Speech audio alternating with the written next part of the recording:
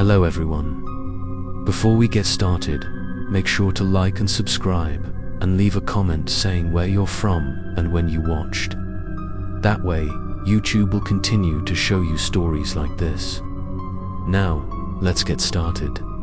I woke up in a haze between worlds, the dim morning light filtering through the curtains, soothing my pounding headache.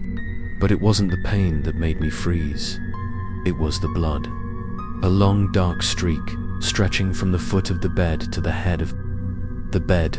On the white sheets, it looked like a bloody brush scribble. My heart almost stopped in that moment. I looked down at my hand. No wound. I ran into the bathroom, checked my entire body. Still intact, not a scratch. So where did the blood come from? I opened every room, checked the floor, under the bed, in the closet. There was no sign of anyone else breaking in. It was just me and the haunted doll. Emily lay on the chair by the window, her porcelain eyes staring straight out. Her hand was stained with dried blood, her fingernails covered in dirt as if she had scratched something. I grabbed her, not so gently this time. I wrapped it in a cloth, tied it tightly, locked it in a metal box, and put it in the basement. I vowed never to let it out again. That night, I couldn't sleep. I sat in the living room, holding a cold cup of tea, trying to understand what was going on. I turned on my computer and searched for keywords related to the phenomenon of blood appearing for no reason. Haunted dolls, supernatural phenomena. Most of the results led to small forums where people who had experienced similar things shared their experiences. One article caught my attention. The author, who used to live in Japan, told of an ancient cursed doll named Okiku. It had the ability to grow hair and cause blood to appear near where it was placed. The author wrote that the blood was not created by the doll, but rather a connection between it and the spirit of a dead child. The blood was a sign that the spirit was trying to enter the physical world. I felt a chill down my spine. Emily wasn't just haunting me, she was slowly moving towards me. And the most terrifying thing was that I was no longer afraid. I was getting used to her presence. It was as if I was becoming a part of her world. The next morning, I decided to wash the sheets. But when I peeled them off, underneath the mattress was a line of words written in dried blood. The letters were crooked and distorted, but still legible. It said, "Daniel playing with his brother." I shivered and threw the mattress out of the room. I called Thomas back.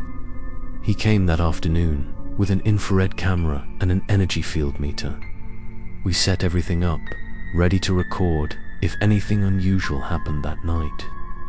Thomas also brought a cleansing candle and read a short prayer.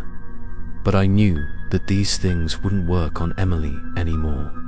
She had gone too far beyond the boundaries of a normal spirit.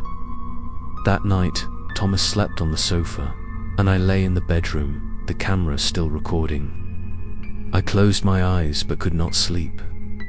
In the darkness, I heard a creaking sound like someone was crawling on the floor. Then a whisper sounded right next to my ear.